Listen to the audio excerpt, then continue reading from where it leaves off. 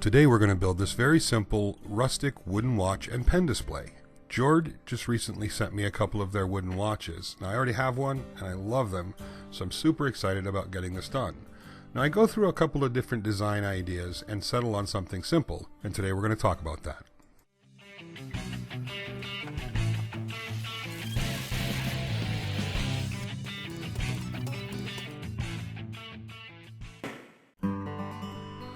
My first idea was to use some kind of slab. I started with a slab of juniper and then a slab of redwood and just kind of got an idea what the contrast would be between the watches and the pens. I didn't like those very well, so I moved to a slab of walnut. Now my idea was I would use the CNC to pocket out a little place for each watch and pen. I even went as far as drawing some lines around some of the pens to get ideas on sizes for the pockets. Then I was worried about it kind of hiding some of the details, so I thought, let's build a box, line it with leather, put little dividers in it. So here I am, trying to decide which leather would look the best. But after going back and forth, again, I thought it would hide too much of the detail. I wanted something that would really display the watches and pens well. Now, I don't know about you guys, but I sometimes tend to over-design things, make things much more complicated than they really need to be. And at this time, I think I was doing that. I wanted something crazy and fancy when really all I needed was something simple to really set off the beauty of the watches and pens. So I grabbed a hickory log out of my stash, and I decided I was going to use that to display the watches. And then the pens I would just display by drilling a small hole in a slab, and they could stand up so you could see all of the really cool stuff about them. So after deciding to go with the hickory log, I cut a flat on two ends and then a 45-degree angle in the middle. And this would help me kind of create this L shape. Now when you finish hickory, it has this really brilliant kind of red color. It's a deep red color. And the juniper would set that off really well, so I ended up going back to where I started with the juniper slab.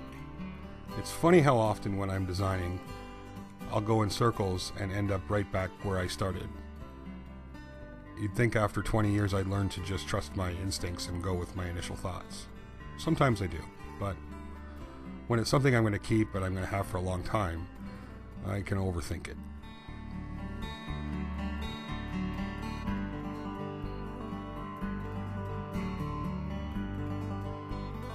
So that's pretty much the display.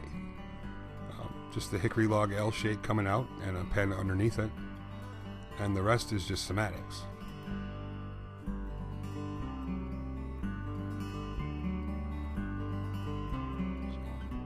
The end that would be out, I rounded over with my big sander, and then I cleaned up the hickory with my flat wheel sander just to make the hickory a little bit more smooth. After that was done, I glued the two joints together and pinned them with a nail. Now, you could use a dowel or something in there, but with hickory, it's a very dense wood, so I don't have to worry about too much glue absorption, and that joint is going to be strong enough to hold a few watches, so I didn't go crazy. You can kind of see the color that the hickory turns there when I was wiping the glue away. And then, of course, there's the sanding part. And whenever you're doing, live edge, there's typically a lot of strange sanding and grooves and stuff to get into, so it takes a bit longer. Now with the components made, all I really had to do now was just lay out where the pens were going to go. And just drew a straight line and marked out a position every 1.5 inches.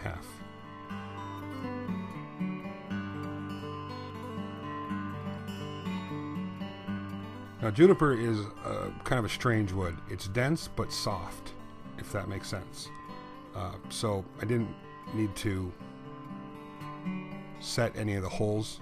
I just put the drill in position and just give the top of the drill a little tap. And that kind of gets sure that I'll get my drill in the right position and it won't wander off when I'm trying to drill the hole.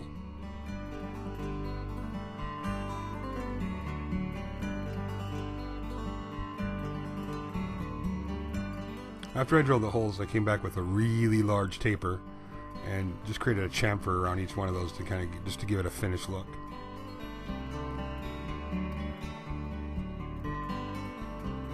Now these kind of tapers are great for holes that are already drilled. They don't wobble or bounce around, so you still get a really nice clean look.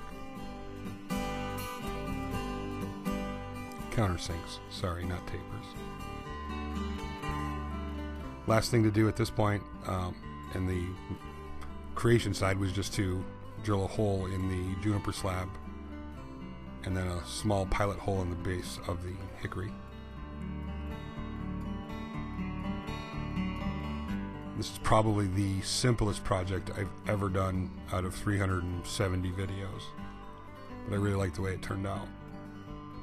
You can really see that deep red that comes out in the hickory after you spray it, and I'm using just a nitrocellulose lacquer. I like this stuff because it dries really, really fast, and it's pretty durable. So with the finish on the juniper and the hickory, you can see this really starting to pop. Now with this, I'll typically do 2 coats.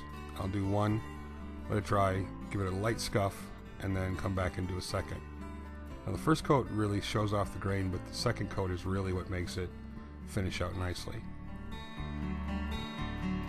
And there it is on my display in the video shooting area.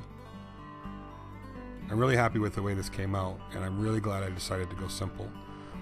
Sometimes simple is really the best method. Special thanks to Jord Watches for sponsoring today's video, and Jord's done something really nice for you guys, for the viewers. They're giving you an opportunity to win a free watch, and all the details will be in the description box below. There's also, for those of you who don't want to wait, a discount code that you can use. That's in the description box below too. Thanks for watching, guys. I really appreciate it.